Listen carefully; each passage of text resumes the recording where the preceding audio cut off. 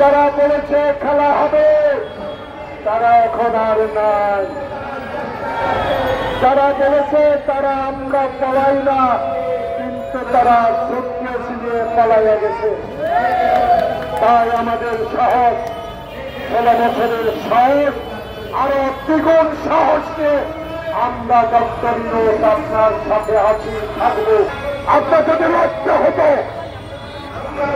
আপনার বাবা চোর, আপনার সন্তান চোর, আপনার আশেপাশে ছেলেরা ছিল চোর, যারা ব্যাংক ডাকাতি করতে পারে, যারা 1 মিনিটে গণতন্ত্র হত্যা করতে পারে, যারা কোথায় শিক্ষার বলে আস্ফালন করতে পারে, তারা এখন বাংলাদেশে নাই। 400 কোটি টাকা খরচ করে বাবার মূর্তি বানিয়েছিলেন, একটা মূর্তি আছে।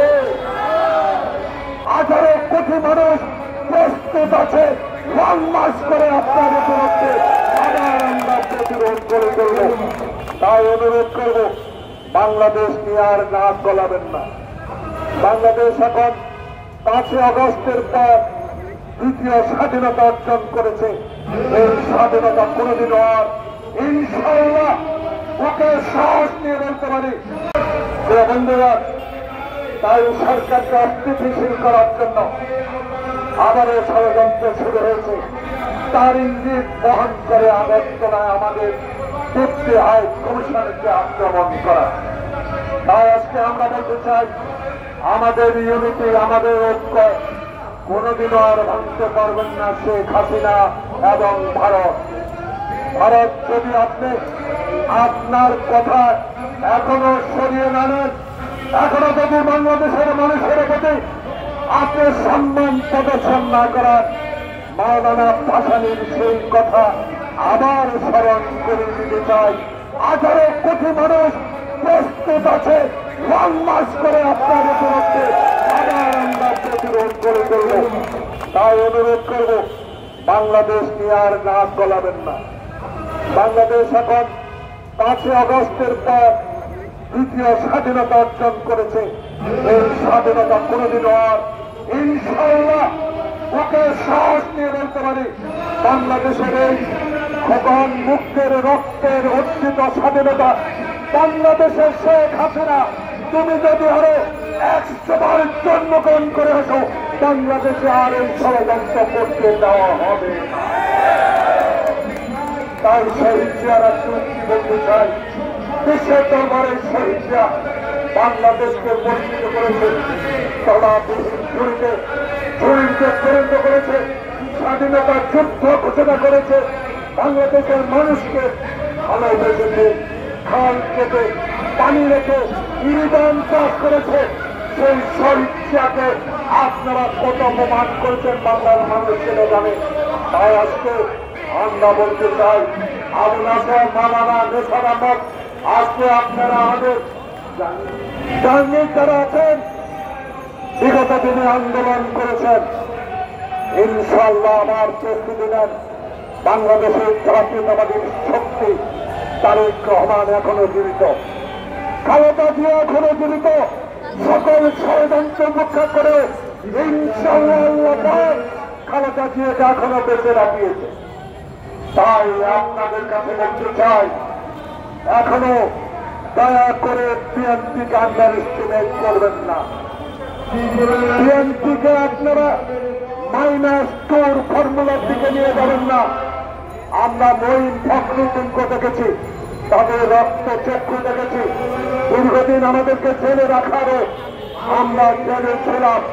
আজকে আবার তত্ত্বাবধায়ক সরকার, আপনার কাছে অনুরোধ রইল, আপনার কাছে বিনীত অনুরোধ রইল, আর বিলম্ব নয়, এই সকল ষড়যন্ত্রে রুখতে হলে জনপ্রতিনিধির দরকার।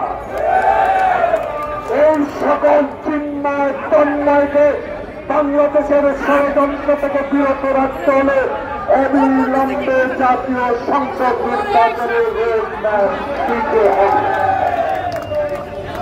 সময়টা আমরা দিয়েছি, সময় আরো দিতে চাই, কিন্তু এই সময়ের মধ্যে যেন আওয়ামী লীগের এই প্রতাপ্তরা আবার ষড়যন্ত্র শুরু না করে এদেরকে উৎখাত করতে হবে। তাই আজকে আমরা বলতে চাই, আসুন যে ঐক্য আমরা সৃষ্টি করেছি, যে ঐক্য ছাত্র জনতা রক্ত দিয়ে সৃষ্টি হয়েছে, সে ঐক্য অটুট থাকবে। বাংলাদেশে গণতন্ত্র হবে, দিনের ভোট দিনে হবে। ইনশাআল্লাহ তারেক রহমানই বাংলাদেশের প্রধানমন্ত্রী হবে। অস্ত্রের মামলাতে দিয়েছেন, গ্রেনেড হামলার মামলা দিয়েছেন, খালেদা জিয়াকে বিনা কারণে সাজাও দিয়েছেন, কিছুই করতে পারেন না। কোকোকে দোষ দিয়ে তাকে পৃথিবী থেকে বিদায় করে দিয়েছেন। খালেদা জিয়ার ছোট পুত্রকে সকল কিছু আমরা জানি।